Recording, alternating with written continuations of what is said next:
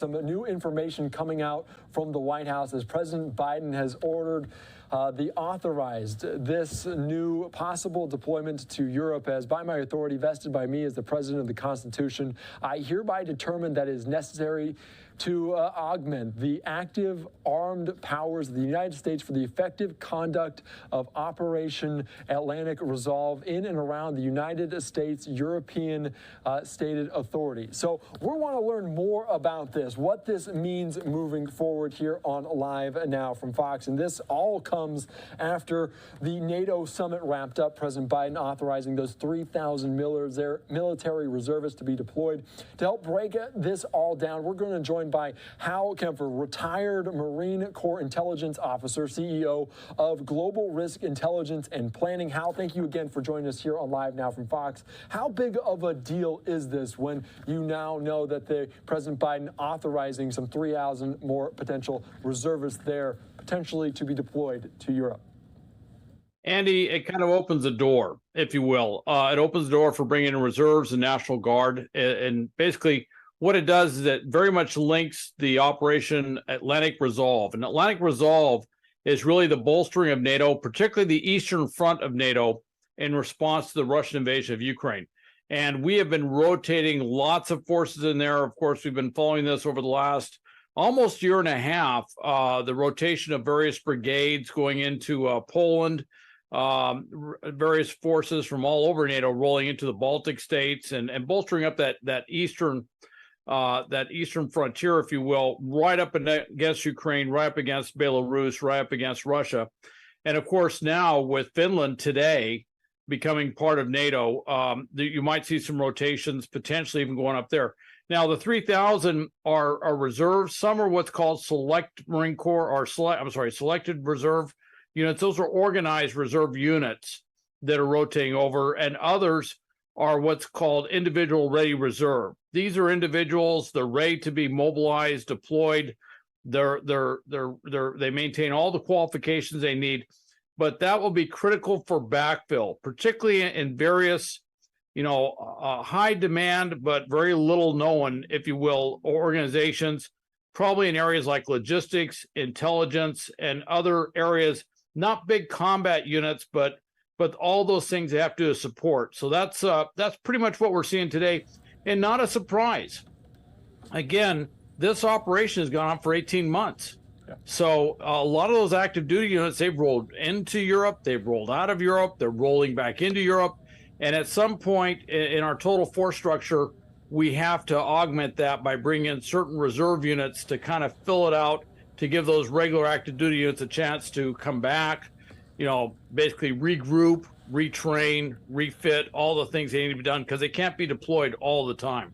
Yeah, and like you mentioned, there are already potentially people over there not involved in the war in Ukraine, but this was just an authorization for the Department of Defense, right? It's not like President Biden deployed these troops there to go to Europe himself.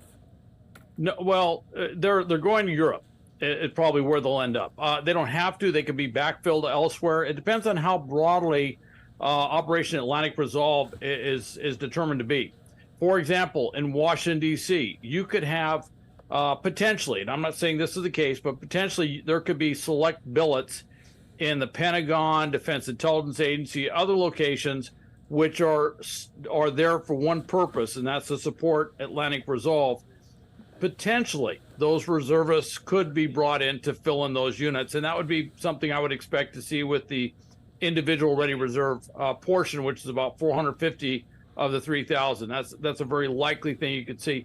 But I don't actually know if that's how they're going to do this, or if all of those are to be deployed over to Europe to backfill. The big thing, though, is unlike what we saw with Operations Iraqi Freedom, Operation Enduring Freedom, and certainly if you want to go back to Desert Storm, these are not combat deployments into combat. They are not going to Ukraine. They are not going to war.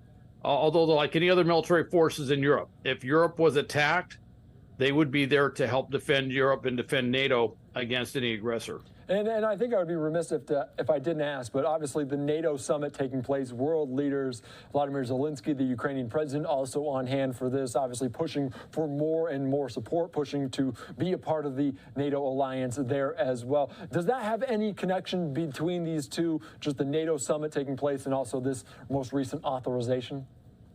I don't think so. And I was kind of wondering that myself. I have a feeling, having done a lot of stuff, a lot of staff work, I should say, usually something like this has been in the planning process for quite some time. And it might be coincidental that it just happened that they had to make this decision now.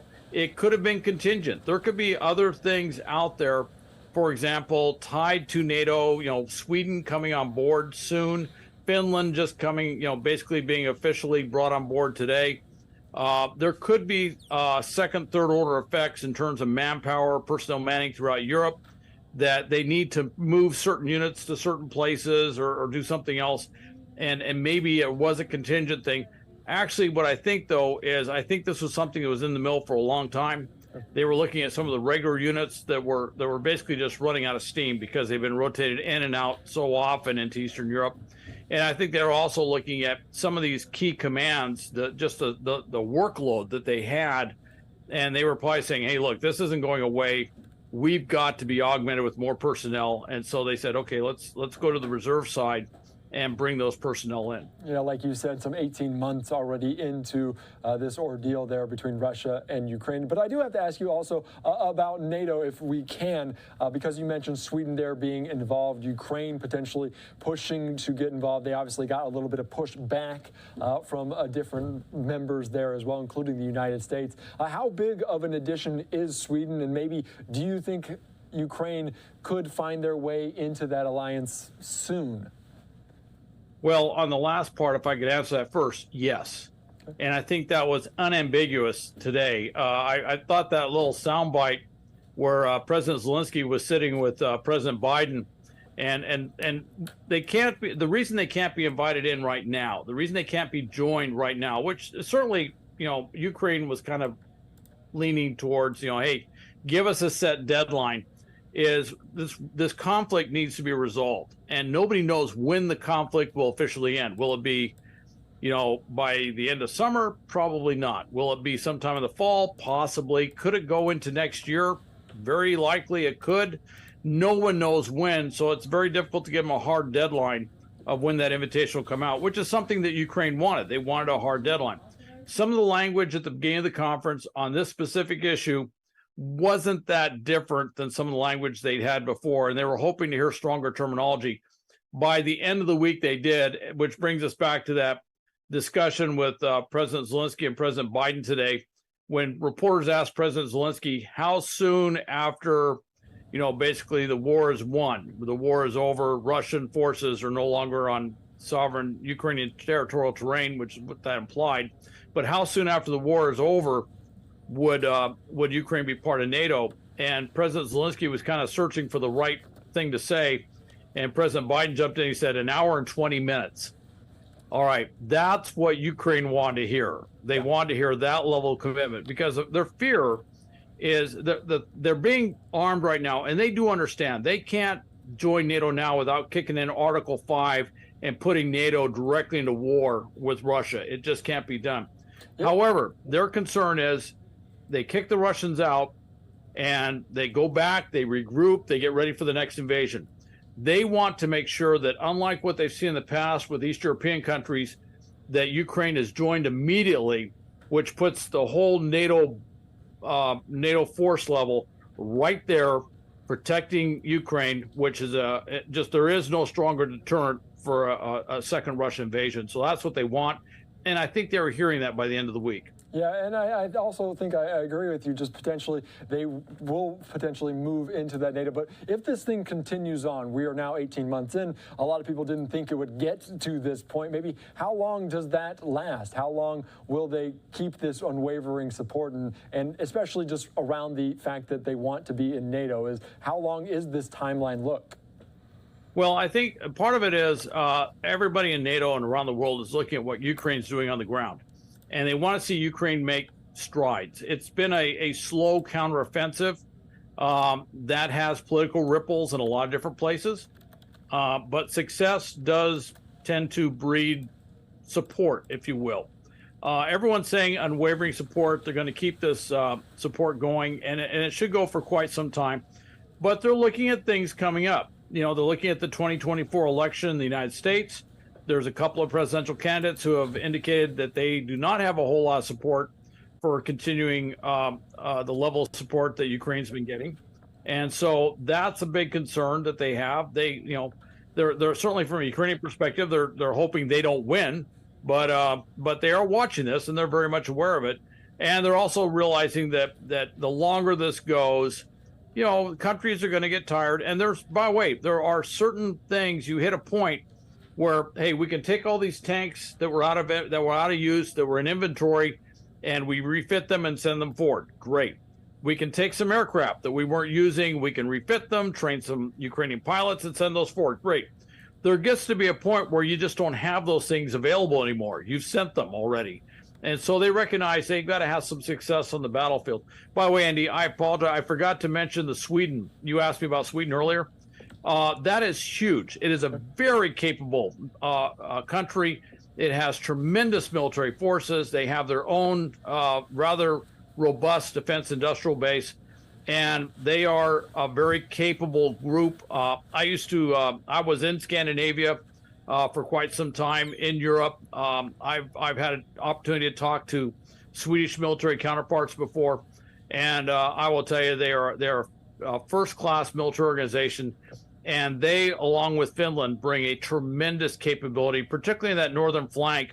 It was an interesting read today. The Baltic Sea, we don't really think about that too much, but the Baltic Sea, which is right off where the NATO conference took place.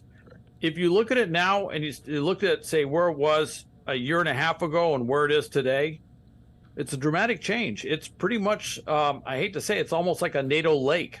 It's all NATO countries with just a small piece for St. Petersburg, but the rest of it surrounded with NATO countries. That's a huge shift. That's a big change. That's a strategic shift. And that's part of what Sweden, along with Finland, bring to what's happened here. For Putin, politically, this thing has completely boomeranged on him. His thought was he was going to fracture NATO.